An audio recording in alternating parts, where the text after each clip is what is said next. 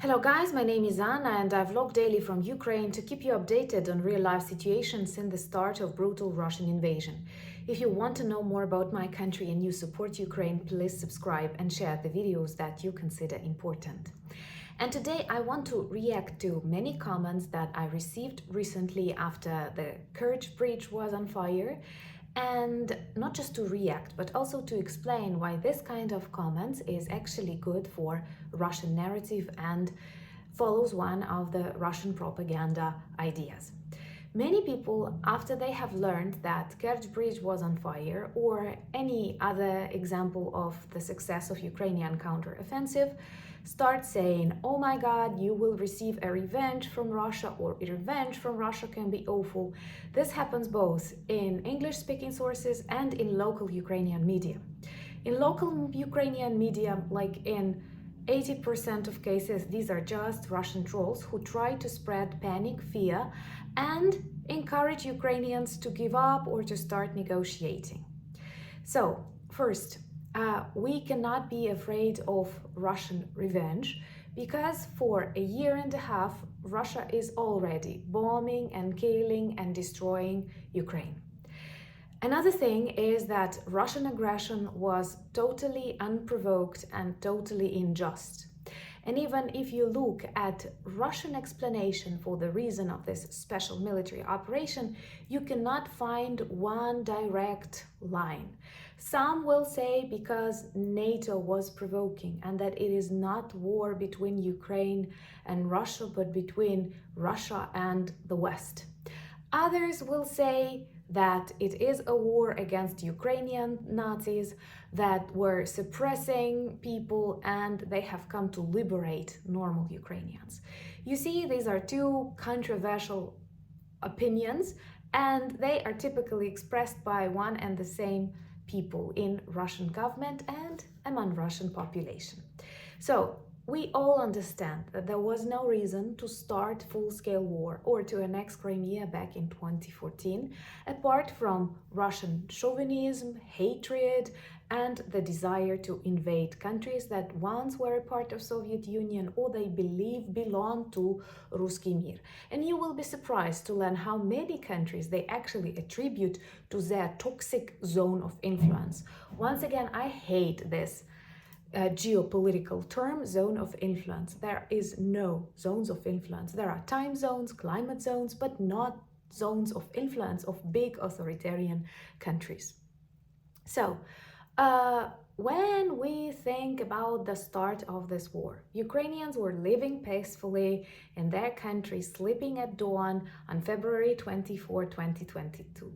They started bombing every Ukrainian city, every regional center. They invaded, they were moving to Kyiv. They quickly got many of Ukrainian territories that are now back, luckily, to Ukraine, liberated from Russian orcs. What was the reason for that? What kind of revenge it was? No, it was not a revenge, it was Russian invasion. Then, who first crossed the border, who first bombed, who first killed, and all of that is still happening only on Ukrainian territory. So this Russian war is happening in Ukraine and Russians don't even taste their own medicine. Actually, as a Ukrainian, I'm convinced that war always comes to the territory of the one who provoked it. So one day Russians will feel that. It's very likely. Maybe not even by the forces of Ukrainian people, but their own Russian partisans, or a mixture of every nation that suffered a lot from Russian chauvinism, nationalism during the last 300 years, you know. Also, who threatens the world and terrorizes the world with nuclear weapons, for example, Russia? Why?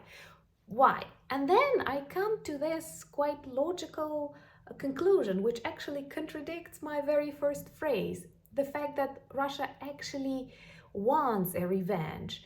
A Russian revenge is addressed to the people who live normal life. They hate those who have normal roads, who have normal jobs, who spend vacations on the seaside, who buy food, who watch movies, and who enjoy freedom of speech, freedom of choice, freedom of movement.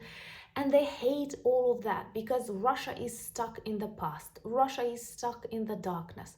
If you look at Russian cities and villages, you will be surprised because you will think that war actually took place there. They are dilapidated, destroyed, abandoned. They have no money and no knowledge and no inspiration and no character to develop the largest country in the world. Why on earth they need more territories if their territories are such a shit? I'm sorry. By the way, I know that 50% of people who watch these videos are not subscribed. Subscribe. That is the easiest way to support Ukraine because more people will learn about the topics that we discuss and they are important for the future victory of whole democratic world. So I know many people claim this is not 100% confident fact, but even if it was before the invasion, it brilliantly describes the life of Russian orcs and Russian soldiers in Ukraine. In Bucha or Irpin, they left an inscription, a graffiti, "Who allowed you to live so good?" And this is the message of Russia to the world. Who allowed you to live so good? Because believe me, I know my country is not superb in everything and there are lots of things we have to change, rebuild, reform, but we already live 50 years better than Russia. And they loot things that a middle-class Ukrainian can easily afford.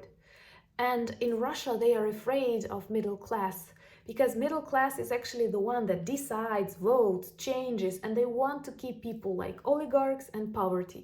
And when you're so poor, your only thing is what to find to eat. And then they come from these depressive alcoholic villages of Mother Russia and they see sneakers and they see t-shirts covered with Ukrainian blood and they send these presents to their children.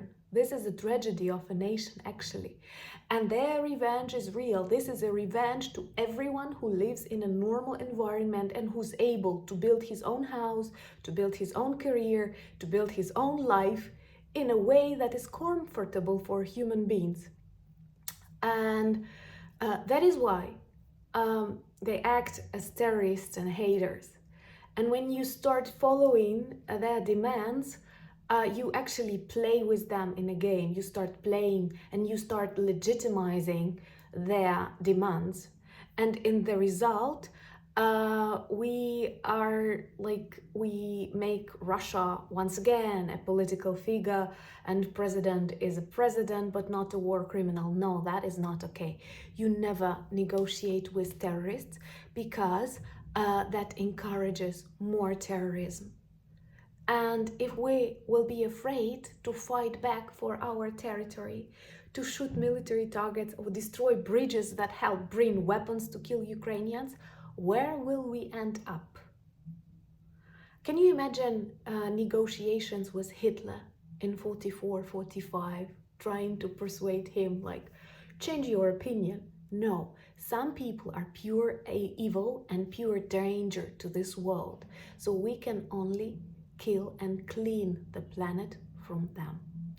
That's why, honestly, Ukrainians are never afraid of Russian revenge because Russia attacked us and is attacking us daily without no reason. If you're trying to find a reason, why a serial maniac is a serial maniac, there are lots of films and stories that I can also watch on National Geographic and enjoy. But in the result, even the understanding does not help you that much. And first, you have to stop a maniac and only then dig deep into his consciousness, trying to find what was the reason for his pain. And once again, there are lots of people who have much pain in their life, but do not become terrorists and maniacs. So don't write, don't think, don't use it as an argument oh my God, don't you provoke Russians, don't you answer, don't you bomb, don't you destroy, because This way we will give up all of our territories. They have lists of people they will execute first. Hello, I will definitely be on the top. Then other people who will protest. Then other people who will not accept. And what will we have? Nothing out of Ukraine, and they will continue moving to other countries. And believe me, the fifth article will not stop them, because the world once again will be afraid of escalation. So our task is to be brave and to fight back, because Ukrainians only fight for that territory, on their territory, and that is a sacred right. And I'm super grateful that you understand that, but please share this message that we don't have to be afraid of a bully. We don't have to follow terrorist demands, because this way we will end up losing. We have to be united, strong, and confident, because our fight is just. Thank you so much for buying me coffees and becoming my patrons. Introduce yourself to our beautiful merch. The link is below this video. And once again, thank you for being my friends. I value that a lot. Slava Ukraini!